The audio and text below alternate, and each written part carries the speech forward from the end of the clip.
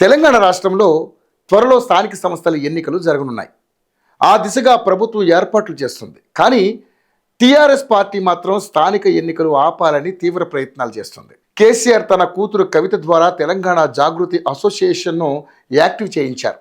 దీంతో బీసీల రిజర్వేషన్లు తేల్చిన తర్వాత స్థానిక సంస్థల ఎన్నికలకు వెళ్లాలని కవిత డిమాండ్ చేస్తుంది. సమయం దొరికిన ప్రతిసారి ముందుకొచ్చి ఇదే విషయాన్ని ఓదరగొడుతున్నారు. లేకుంటే బీసీలు రాజకీయంగా నష్టపోతారని రెచ్చగొట్టే ప్రయత్నం చేస్తున్నారు. కారు పార్టీ ఎత్తులను పసిగట్టిన పాలకపక్షం లోకల్ బాడీ ఎన్నికలకు వెళ్లకుండా బీఆర్ఎస్ ఆడుతున్న డ్రామాలను చెబుతోంది. అయితే బీఆర్ఎస్ ఎత్తుకు పై ఎత్తులు వేస్తోంది రేవంత్ సర్కార్. నవంబర్లో కులగణన ముగియడంతో సర్వే రిపోర్టు జనవరిలో విడుదల చేయాలని భావిస్తున్నట్లుగా సమాచారం. దీని ఆధారంగా రైతు భరోసా, కొత్త రేషన్ కార్డులు, ఇందిరమ్మ ఇళ్లు, జాబ్ నోటిఫికేషన్స్ ఇవ్వనున్నట్లు తెలుస్తోంది. స్థానిక ఎన్నికల్లో బీసీ రిజర్వేషన్లపై ఇప్పుడే ప్రభుత్వం ప్రకటన కూడా చేయవచ్చునని పాలకపక్షం నేతలు చెబుతున్నారు. ఫిబ్రవరిలో స్థానిక ఎన్నికల నోటిఫికేషన్ విడుదల చేయవచ్చని చెబుతున్నారు.